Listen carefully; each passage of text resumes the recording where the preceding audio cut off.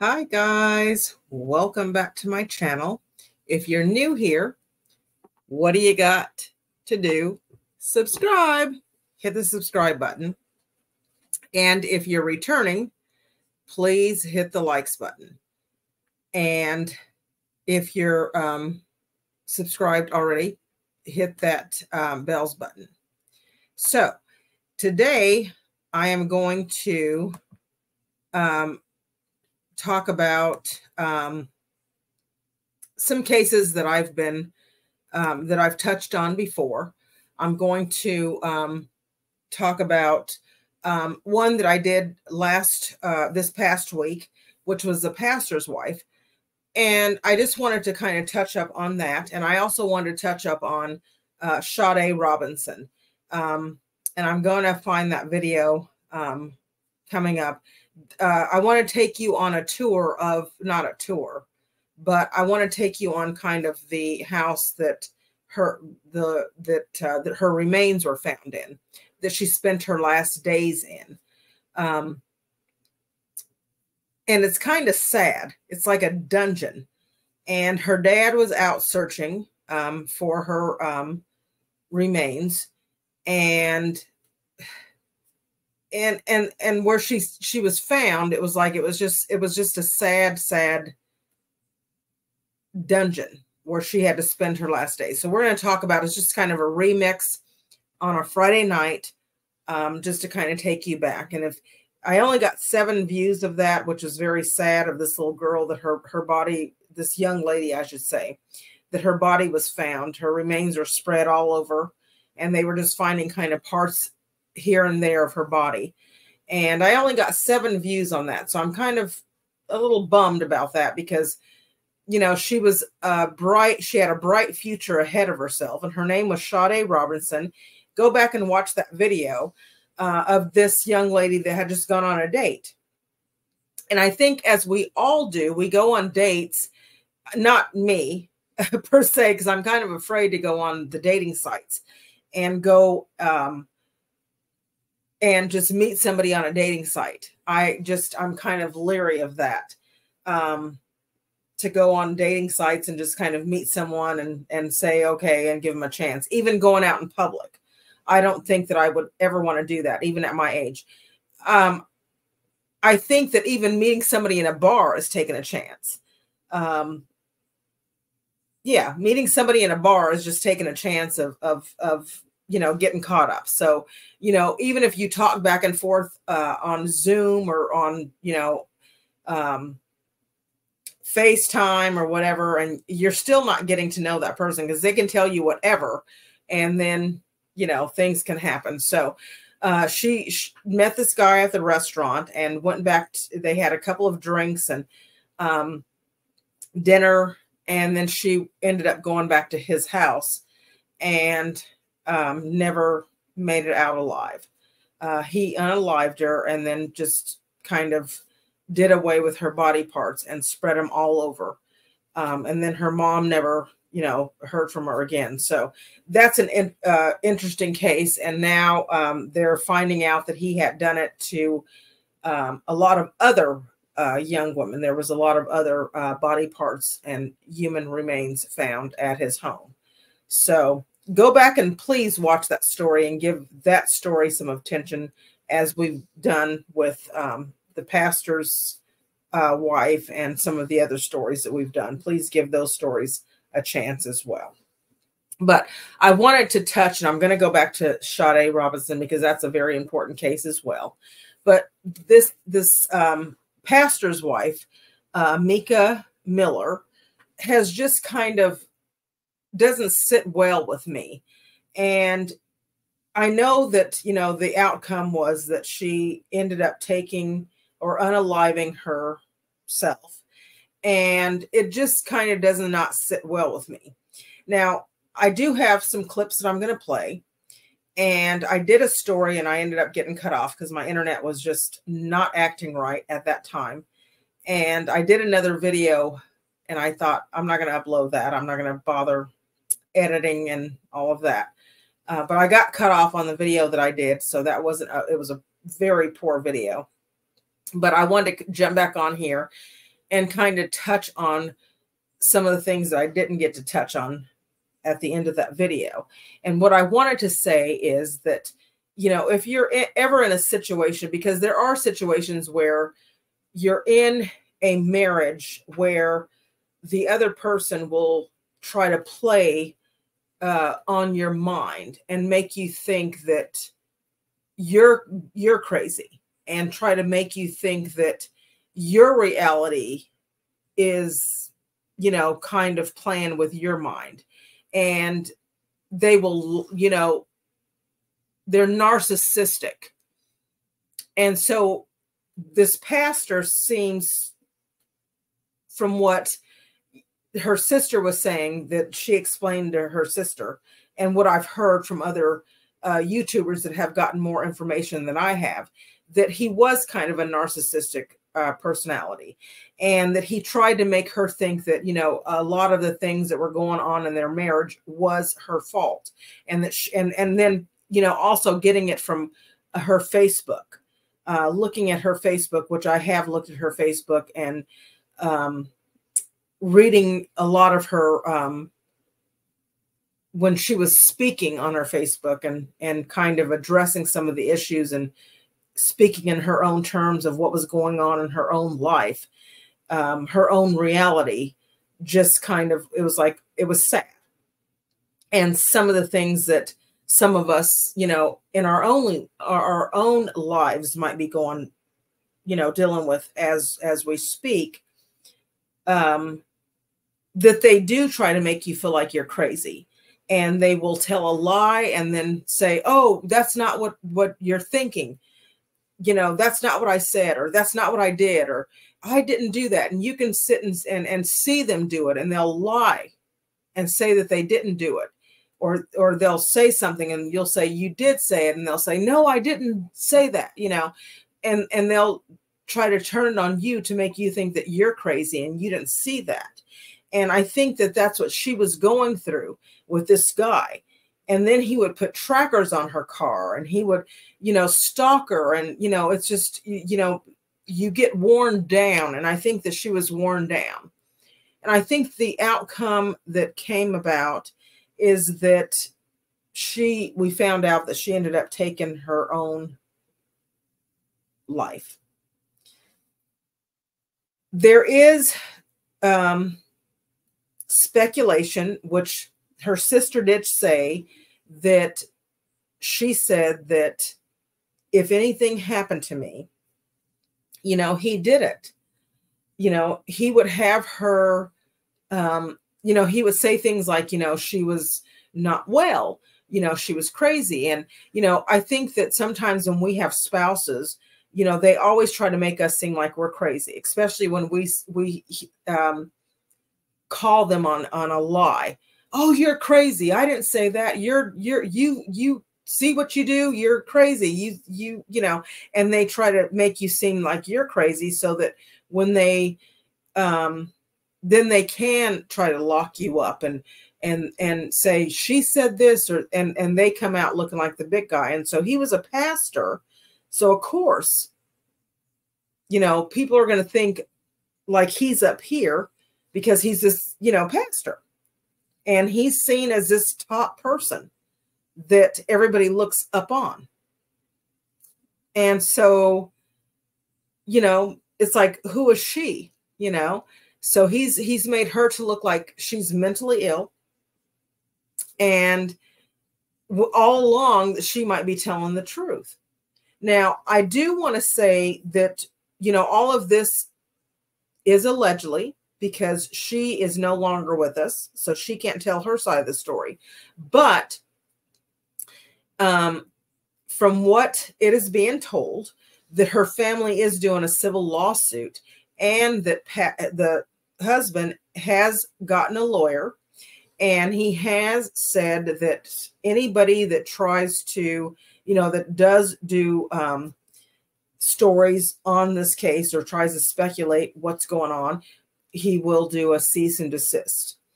But we have the right to freedom of speech, and we have the right to say, you know, what's going on. And I'm not going to sit up here and say, yes, you did it. I'm not saying that because I don't know. I'm just giving my opinion to say from her words is what she was saying on her Facebook channel. I'm just giving commentary on that. And I just feel like when you are abused, and that's what she was saying. She was saying, you know, let's, you know, help each other out.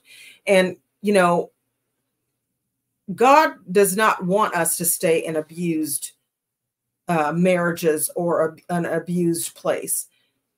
And like she was saying, that we're all God's children, and he doesn't want to see any of his children abused.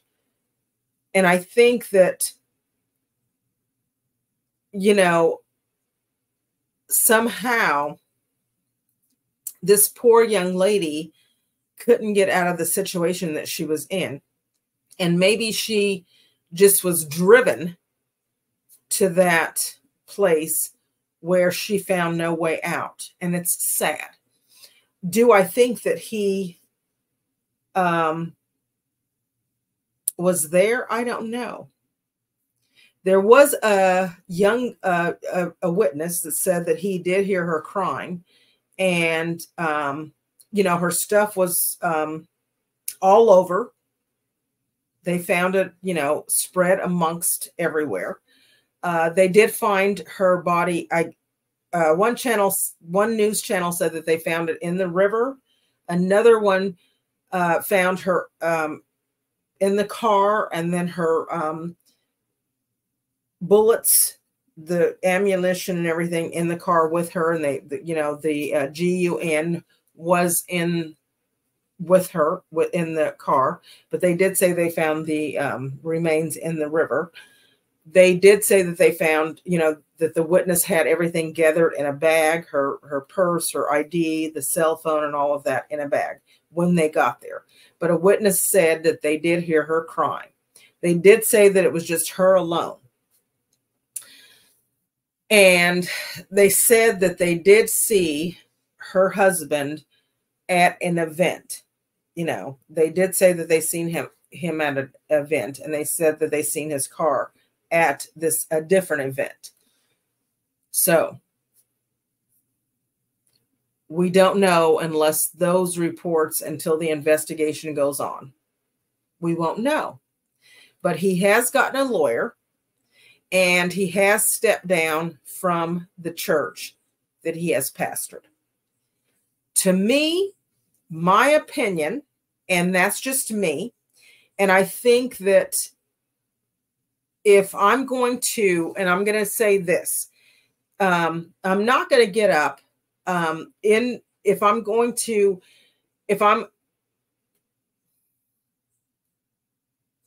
not going to get up and preach a sermon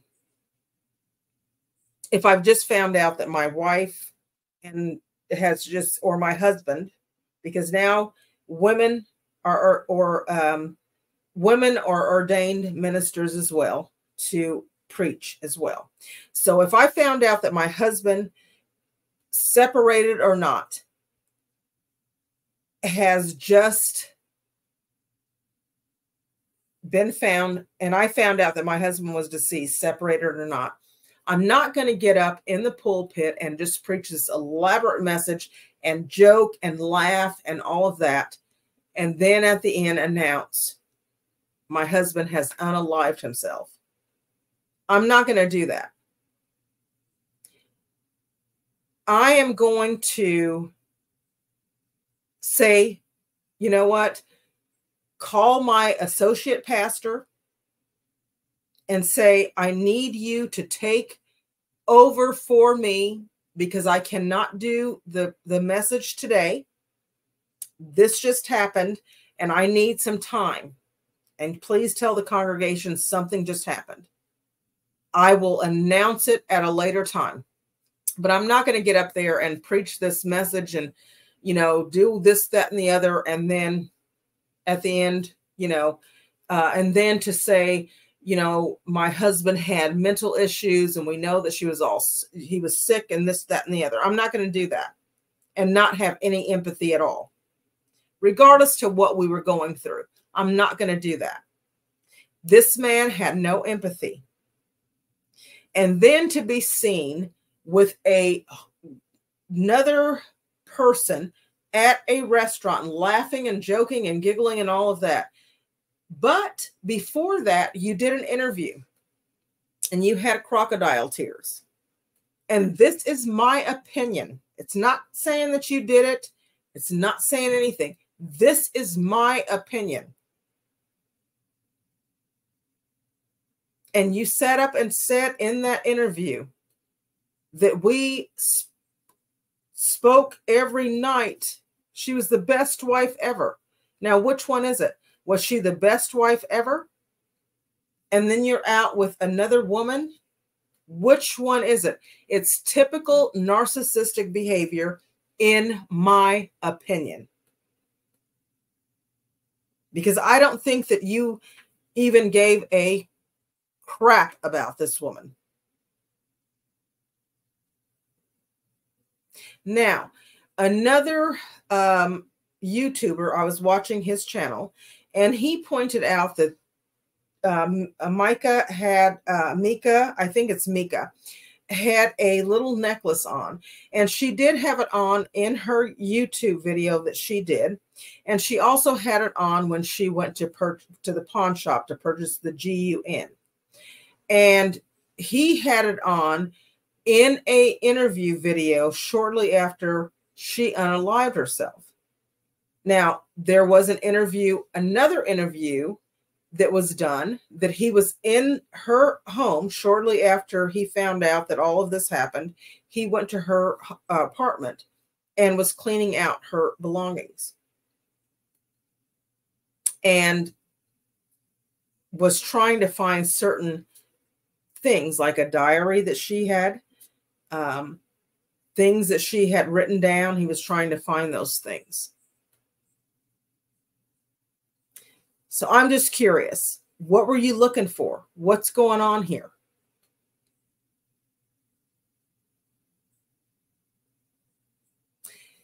So we're going to get into some of the video, and I'm going to share those things with you, because I'm just not, I know that they say that she did unalive herself. 2 and 2 are just not adding up to me at this point. So I am going to share some of the video. Something is just not sitting right with me. And it doesn't have to sit right with me, but it just does not sit right with me. And I'm going to have to put my glasses on here.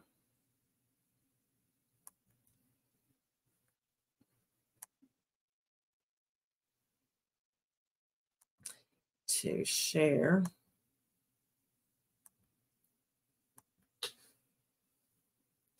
This screen.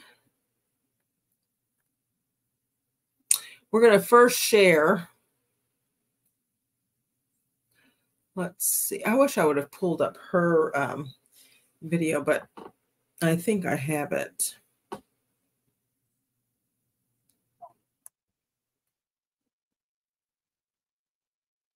We'll do this one, because this one has a lot of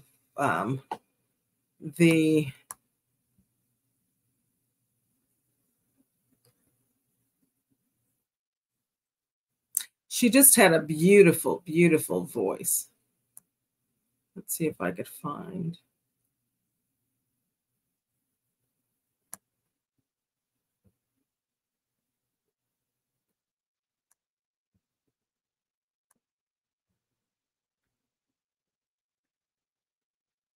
I think that this is where they took down the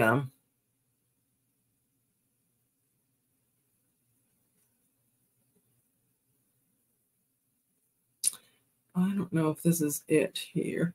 This is where he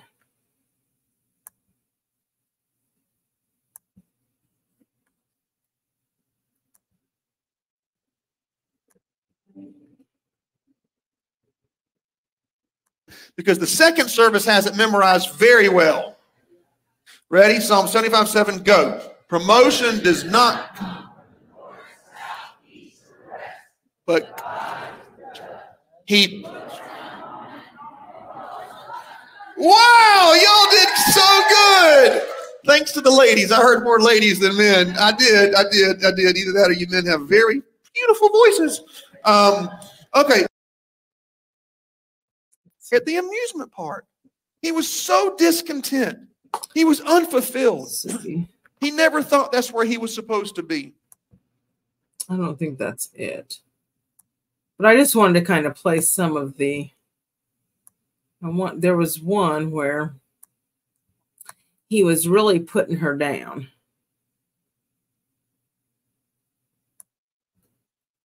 And he was really, I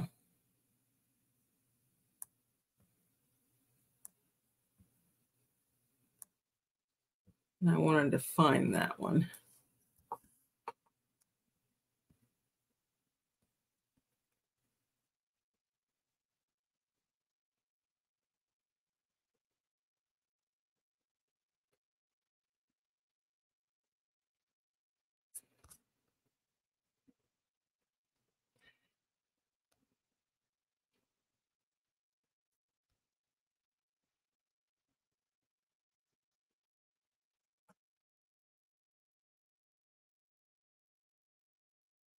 Okay, we're in a sermon series called Pastor to Palace. There it is right there. We're talking about the life of David. Psalm 75:7 is our memory verse. And the reason I want you to memorize this word is because it tells you that God's in control. Okay, God's in control. Here we go. Psalm 75:7, good and strong, ready.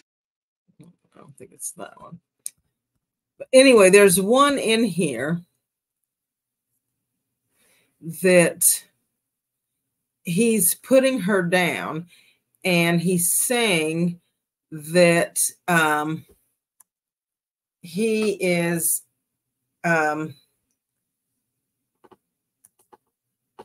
that she shouldn't be, basically he should go out and find a hot new wife.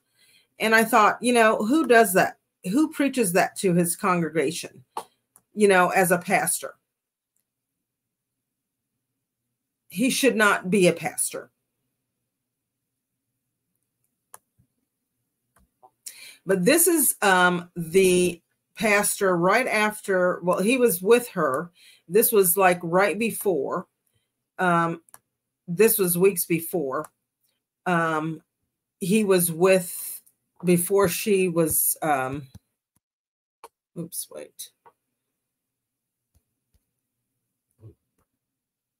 before she was unalived. He,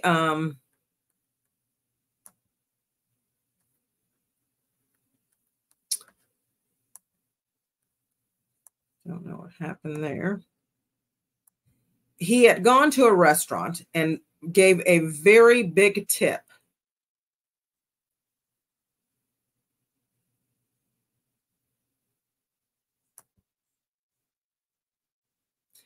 To a waitress.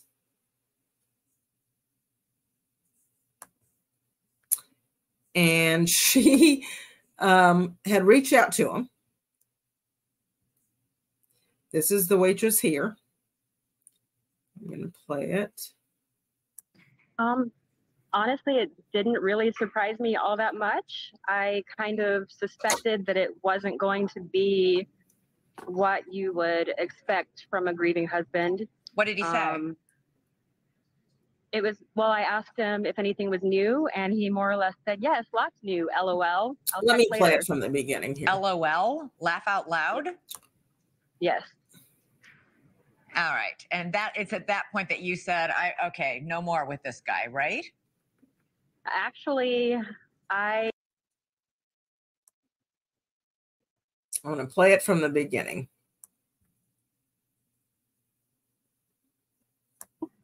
Some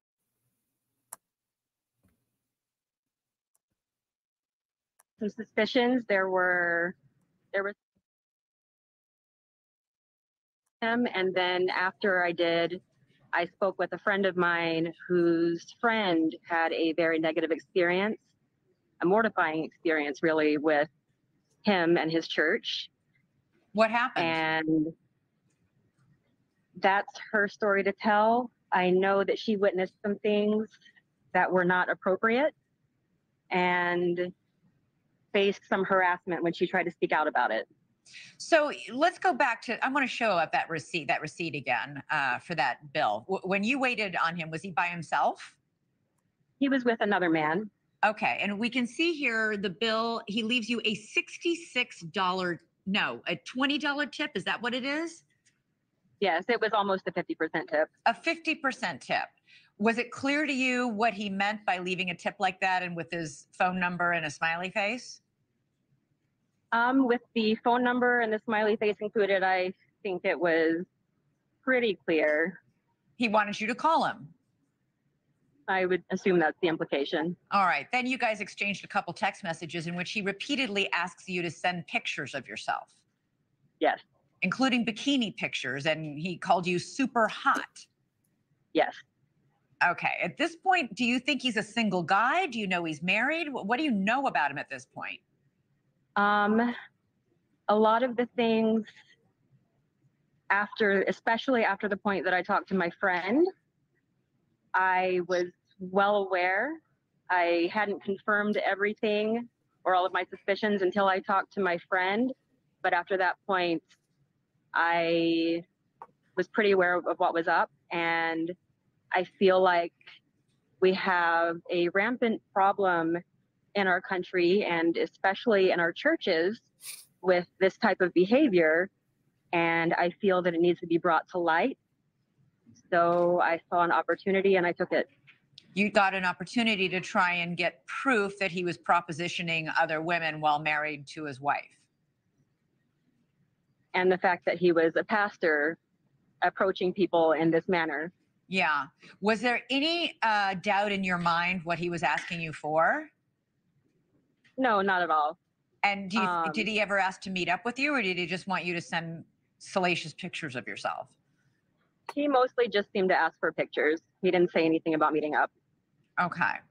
Bottom line, though, this is not the behavior you expect from a pastor, a married pastor, to be trying to hook up or get pictures from waitresses at restaurants. Yeah. So you did finally cut off communication with him after you got the proof you felt you needed. Why is that? I didn't really have anything else to say to him until I found out what happened. And I just didn't say anything else to him until then. Here at Gallup-McKinley County Schools, we are elevating. Elevating our classrooms with the newest supplies and latest technology. Elevating students by celebrating. Okay. So that's the waitress. Then this was May 8th. This is way before, or this was after she shared this. But before, this was before his wife was unalived. This was the man that this woman was married to. So this, he had gone out to a bar, had drinks. And in my generation, growing up, going to church, pastors did not drink. Pastors did not have drinks. When I was growing up, pastors did not have any drinks. Now I see pastors having wine, they have alcohol, they're partying. That's not in my generations. When you're behind a pulpit,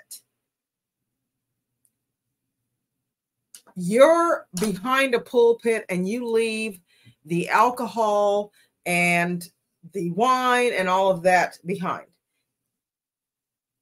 In my generation, you don't consume any of that because you're trying to get the people off of the wine and the alcohol, the drugs and all of that. You're trying to call those people in to the covenant of God. Because in God's eyes, alcohol and all of that is a sin. God does drink wine. You know, everybody knows the verse. I mean, all of the people know that one scripture. God turned water into wine. Everybody knows that one scripture. We all have that one person in our family that says God turned water into wine. Everybody has that one family member that knows that one scripture. But these men that go out and bait these young people, or anybody for that matter, into believing that they are up here and they are using the Bible to commit these acts of sin, to bait these young men or young women into the church for their own pleasures. It's a sin. And when you play with God and you play with his Bible for your own satisfactory, you're playing with fire. Your vengeance is mine, saith the Lord. And you are playing with a whole nother realm. So I say be careful with that. Number one. Because he continues to do that. And he said, you know, because you're sinning. You are sinning. And for what I see, you shouldn't, as a pastor, be with anybody when you're married. Having a relationship or being with a single woman when you're married. So I'm going to show you this picture. I'm going to share this picture with you. Shortly after he found out that his wife was unalived, he then goes out and he is with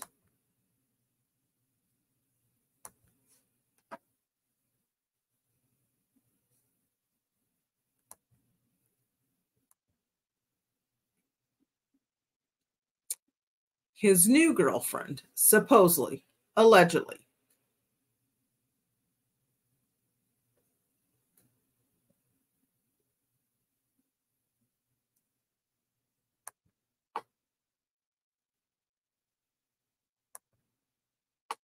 Now, this is supposedly the new girlfriend here.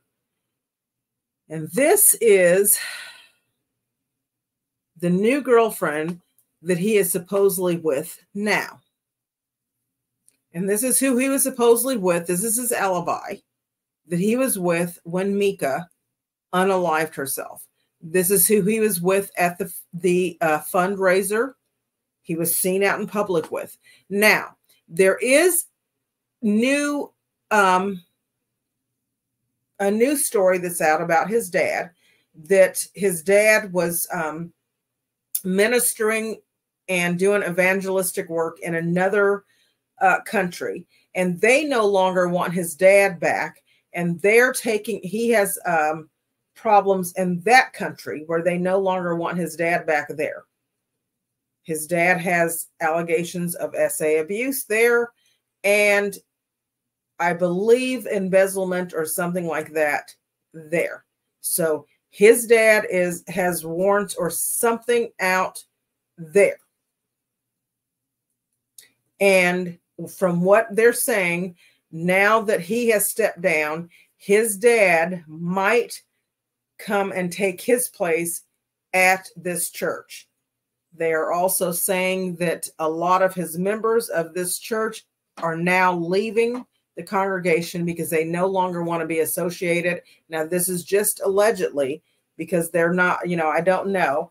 And I hope that they don't follow this guy, because I think that when you play with religion and you have such young people that are so vulnerable, that they look at this man and that he's so gung-ho on taking these young people's vulnerable minds and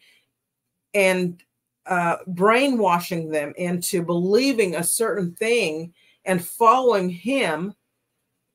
It's a sad thing. It's a sad thing that we have people like that, because he's not a man of God. he's not a man of God. And I'm going to say it. Because from what my Bible says and from what my teachings say, this is not a man of God. And I'm going to say it. And that is my opinion. And I have my opinion and I have my freedom of speech. And this is not a man of God. And I hope Mica gets justice. And I hope her family gets justice. Because I don't believe that she was in a safe place with this guy.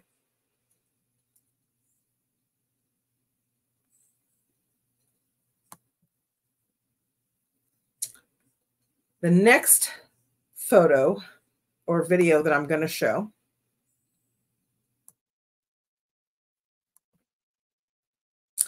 is what her sister then said.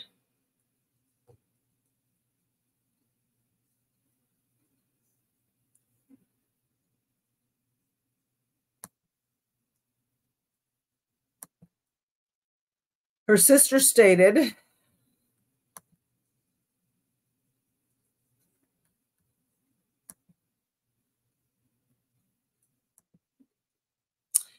Mica stated to me, and this is what her sister quoted, on many occasions, if I end up with a bullet in my head, it was JP, wrote Frances in an affidavit by her sister. My sister also expressed to me that she was fearful. She would not make it to her divorce and that her life would be taken from her. It is my belief, based on the conversations with my sister, that she was told she had told multiple people, including her family. And so when she told her sister,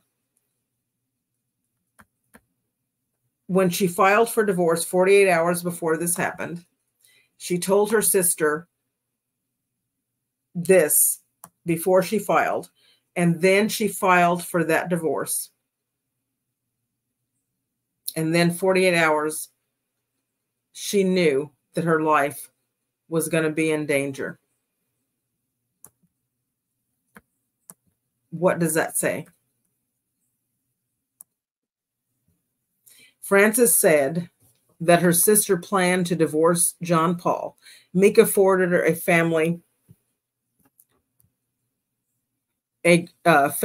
group text message notifying us that Mr. Miller was served with the divorce papers on April 25th, 2024. Frances added, on April 27th, 2024, my sister Mica A. Miller was found unalived as a result of a gun shot wound in Lambert, North Carolina. Meanwhile, her brother Nathaniel Francis said that John Paul was stalking his sister. He said that Mica made several reports to police officers about his behavior. Mica made several police reports over the last few weeks of her tires being slashed and tracking devices being found on her car. In Mr. Miller's emails forwarded to me, he apologizes to Mica for the tires and causing damage to her vehicle. Nathaniel Francis wrote.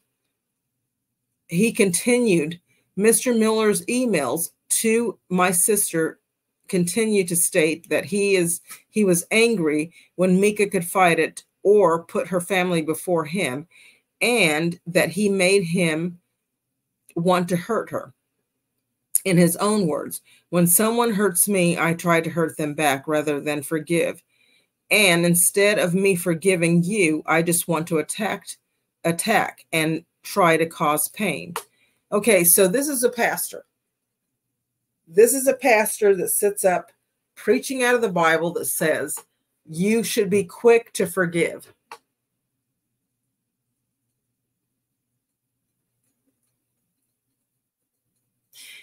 He wrote, Mica told me on, this is the brother, Mica told me on numerous occasions that she feared John Paul and just wanted to escape him. Sierra said that she spoke with Mica every couple of days and she was aware of the abuse on John Paul's part. I know my sister has expressed the abuse and violence against her by her husband to others, including family members and members of the church congregation. She was said, Mica told her that there were people following her, keeping track of her wherever she went. She thought that Mr. Miller hired people to follow her. Mr. Miller later confirmed this during a sermon I watched. So this young lady couldn't catch a break from this guy because he knew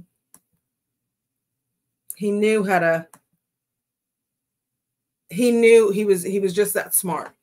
He knew that no one would believe her because he had already set the plan in motion, to me, in my opinion.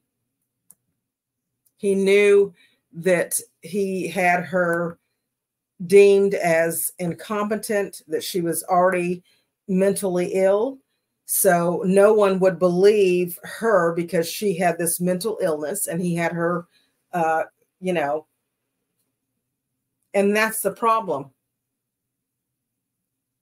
So if you are in an abusive relationship or with a narcissistic person, try to get out of that narcissistic, abusive relationship, whether it be physical or mental, as soon as you can. And please don't let that person push you to the point of break.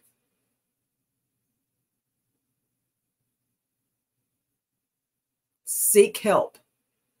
Because although I know that there's family members out there that say that they're there for you and that they'll be there for you, and it is such a lonely place to be. A very lonely place to be. And when you're in that situation, it's you and you alone. And no one knows how you feel.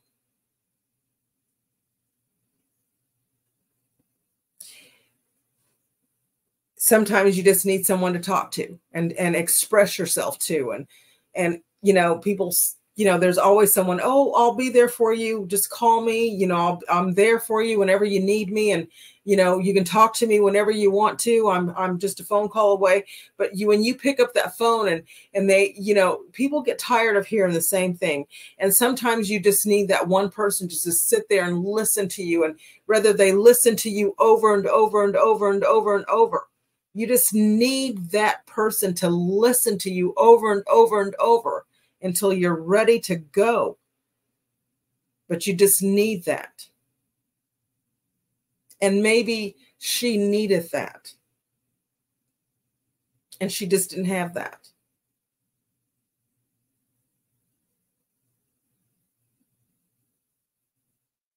And that was her only way out.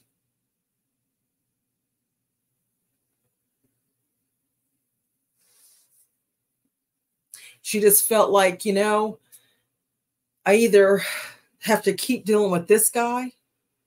I don't have anybody to listen to me. I feel so alone. I know that I know that I have my God. I know that I'm sitting here praying. I'm listening and I'm praying to him every single day. And, I'm getting, and this is what I have. So I want to, always be that friend for somebody. And I don't care if that friend needs to call me day in and day out and vent to me and tell me their problems over and over and over and over. I'm going to be there to listen.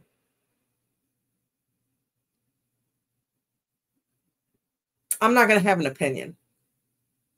I might say, girl, do it. Yeah, you need to do this. You need to do that. But you know what? I'm just going to listen. Just going to listen. Because sometimes that's what people need, is just an ear. Just for somebody to sit and listen.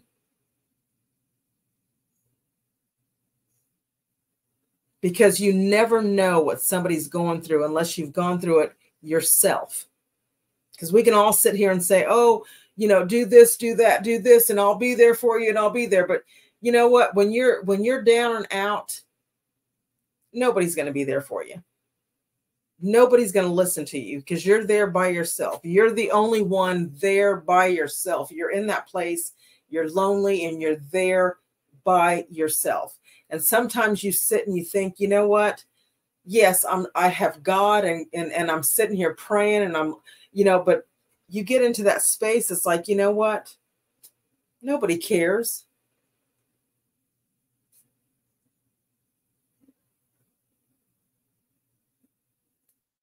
And that was probably her only way out. Go back to this guy. Nobody's listening. I have God. You know, what do I do?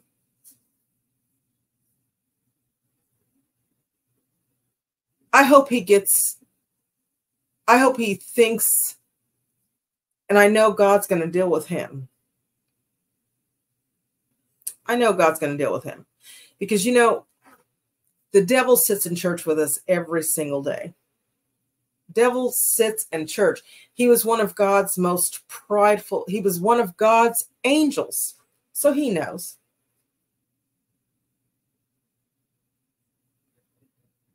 So this little Lucifer minister that's running around here preaching,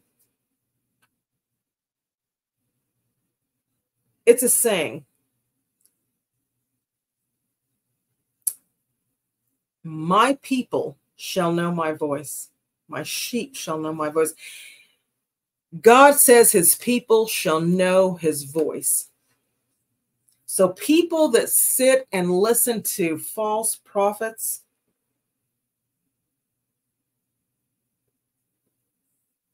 shame on you.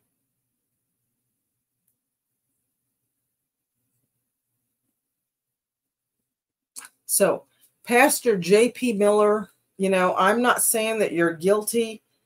I'm not saying you're innocent.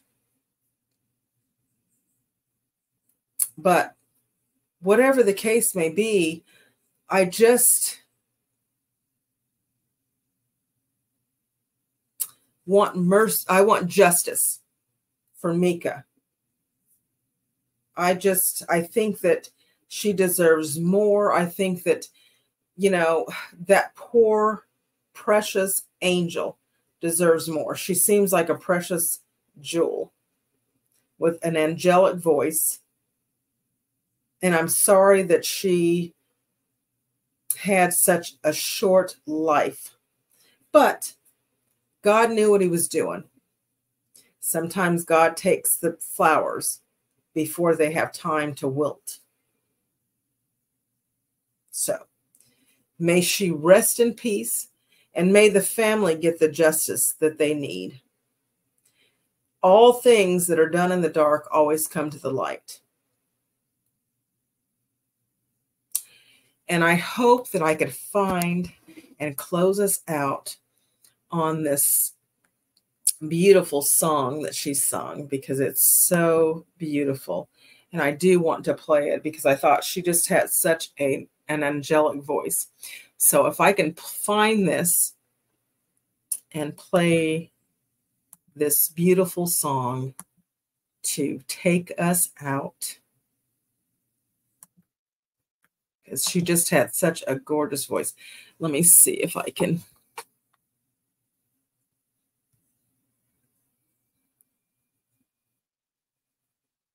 find it. Here it is here. We like to close our worship out with a parody where we take a secular song and rewrite it for Jesus. And today is a Elton John song for you today.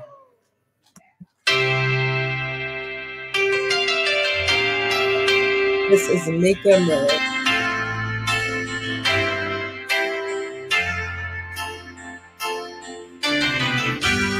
I can't take no more of this darkness.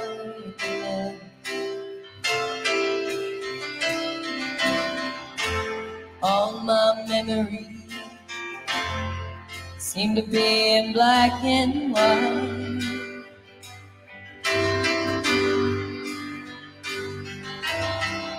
I'm growing tired. Time stands still for no man.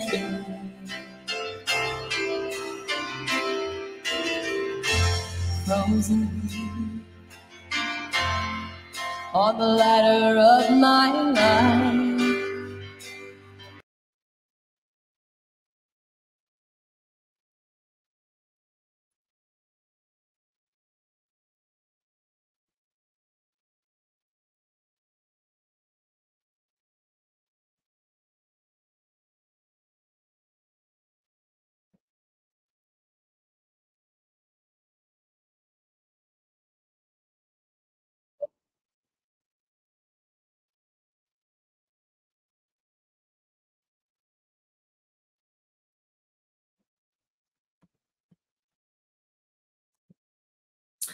And that's all I think I can share.